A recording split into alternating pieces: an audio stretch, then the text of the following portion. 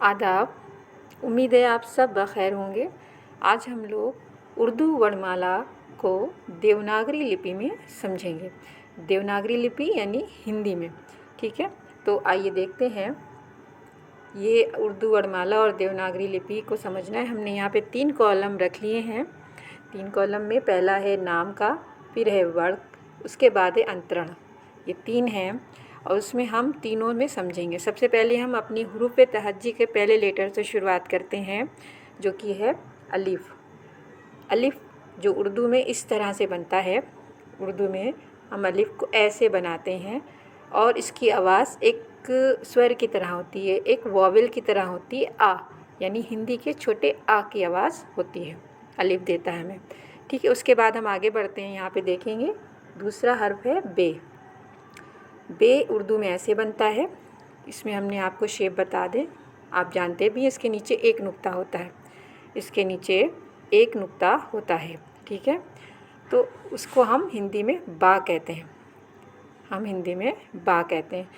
तीसरा हर्फ है पे, जो कि वैसे ही बनता है, शेप वैसे ही होती है, बस उसके नीचे 3 नुक्ते होते हैं। पे के नीचे 3 नुक्ते होते हैं और इसको हिंदी में हम पा कहते हैं।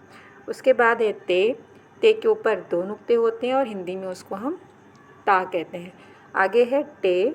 टे के ऊपर एक शेप बनी होती है। देखिए, टे के ऊपर एक ये टे है, शेप यही है जो सबकी है, बस इस तरह की एक शेप बनी होती है, इसको हम टे कहते हैं। हिंदी में ये हमें टा की आवाज़ देता है, टा से टमाटर। फिर है से। से के ऊपर 3 नुक्ते होते हैं, आवाज़ होती है सा की, हिंदी के सा की, ठीक है। इतना आप लोग अच्छे से समझ गए होंगे। आगे आता है जीम। इसको हम, ये देखिए जीम। जीम की जो शेप है वो इस तरह है। ये जीम है, इसके में बीच में एक नुक्ता होता है और हिंदी में इसको हम जा कहते हैं। फिर इसी तरह का शेप है चे की भी, बस उसके अंदर 3 नुक्ते होते हैं और उसको हम चा कहते हैं। फिर उसके बाद आता है हे। हे की शेप यही है और उसके ऊपर या अंदर कोई नुक्ता नहीं होता और उसको हम हिंदी में हा कहते हैं। फिर है खे। खे की यही शेप है, उसके ऊपर एक नुक्ता होता है और उसको हम खा कहते हैं। जब हम खा बनाते हैं हिंदी का तो उसके नीचे एक बिंदी रख देते हैं और उसको हम हा कहते हैं, ठीक है। उसके बाद आता है अगली हमारा हर्फ आता है उसके बाद दाल का। दाल। दाल की जो शेप होती है वो यूँ होती है, गोल, ठीक है। उसको हम हिंदी में दा कहते हैं। फिर आता है हमारा डाल। डाल की भी यही शेप होती है, उसके ऊपर वही तोय जैसी शेप बनी होती है, ये डाल है। हिंदी में इसको हम डा कहते हैं। फिर आता है जाल। जाल की यही शेप है, उसके ऊपर एक नुक्ता होता है और हिंदी में हम उसको जा कहते हैं। यानी जीम से जो जा होता है तो उसके नीचे जा में एक बिंदी लगा देते हैं तो हम उसको जा पढ़ते हैं। फिर है रे। रे की शेप ये होती है, हिंदी में इसको हम रा कहते हैं। फिर है रे। रे की भी यही शेप होती है, बस उसके ऊपर तोय लगा होता है, तोय की जैसा निशान होता है, उसको हम रा कहते हैं। फिर है जे। जे की यही शेप होती है, ऊपर एक नुक्ता होता है तो हम इसको जा कहते हैं। वही जा यानी जा के अंदर नीचे एक बिंदी, तो हम उसको जा कहते हैं। फिर है जे। जे ऐसे ही शेप में होता है और उसके ऊपर 3 नुक्ते होते हैं तो हम उसको जा कहते हैं, ठीक है। आगे देखिए, फिर हमारी आती है सीन। सीन। सीन की जो शेप होती है वो देखिए आप, 2 शोशे और ये सीन है, इस पे कोई नुक्ता नहीं होता है, हम इसको सा कहते हैं। फिर आती है शीन।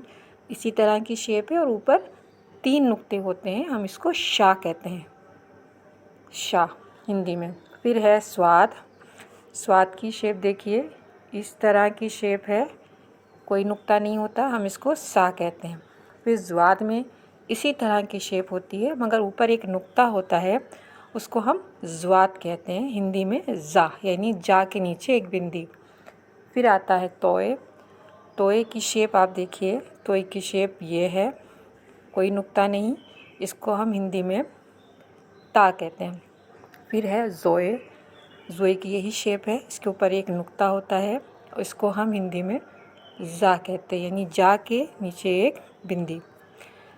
उसके बाद हम आता है हर्फ ऐन, ऐन आता है और ऐन की शेप आप देखिए, ये ऐन की शेप है, कोई नुक्ता नहीं होता है ऐन में, और ये भी एक स्वर है, एक वावेल है, इसकी भी आवाज़ आ की होती है, ठीक है।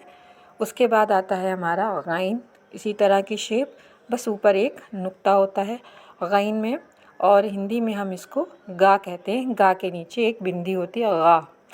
फिर उसके बाद है फे, फे की शेप देखिए, ये फे की शेप है, ऊपर एक नुक्ता होता है और हम इसको फ़ा कहते हैं, और फ़ा में जो फा होता है हमारा, उसके नीचे एक बिंदी लगा देते हैं और इसको हम फ़ा पढ़ते हैं।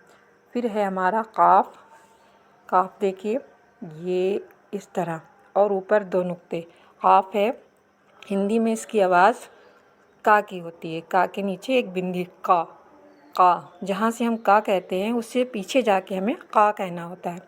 उसके बाद है हमारा काफ़, काफ़ नॉर्मल आवाज़ का की होती है, ये देखिए का, ये शेप है इसकी, और इसको हम हिंदी में का कहते हैं। फिर है गाफ, गाफ भी ऐसे ही है, इसके में गाफ में एक मरकज़ है, गाफ में दो, ये गाफ हो गया, और हिंदी में इसको हम गा कहते हैं, कोई बिंदी नहीं लगती इसमें, नॉर्मल आवाज़ रहती है। फिर है लाम, लाम की शेप देखिए, ये लाम की शेप है और इसको हिंदी में हम ला कहते हैं। फिर है मीम, मीम की शेप देखिए ऐसी होती है, मीम की शेप, और इसको हिंदी में हम माँ कहते हैं। फिर हर्फ आता है नून का, नून, नून की शेप आप देखिए ऐसी गोल होती है और बीच में एक नुक्ता होता है, इसको हम नून कहते हैं और हिंदी में इसकी आवाज़ ना की होती है। फिर आता है वाव, ये है वाव की शेप, और ये वाव है और इसकी आवाज़ हिंदी में वा की होती है। फिर है छोटी है, जिसको हम गोल है भी कहते हैं, और उसकी ये इस तरह से होती है, छोटी है, और हिंदी में हम इसकी आवाज़ हा की लेते हैं, ठीक है। फिर छोटी ये आती है, छोटी ये की शेप ये है, ये छोटी ये है, और इसकी आवाज़ जो होती है या से भी लेते हैं, और जब हमें मात्रा लगानी होती है बड़ी ए की, उसमें भी इसका इस्तेमाल हम करते हैं, छोटी ए का, आगे आप समझेंगे। फिर ये है बड़ी ए, बड़ी ए की शेप ये होती है, इसमें या की आवाज़ के लिए इस्तेमाल करते हैं, और हिंदी के ए और ए की मात्रा के लिए भी हम इसका इस्तेमाल करते हैं, जो कि आप धीरे धीरे आगे समझेंगे। तो ये पूरी हुरूफ़ तहज्जुद थी हिंदी देवनागरी में।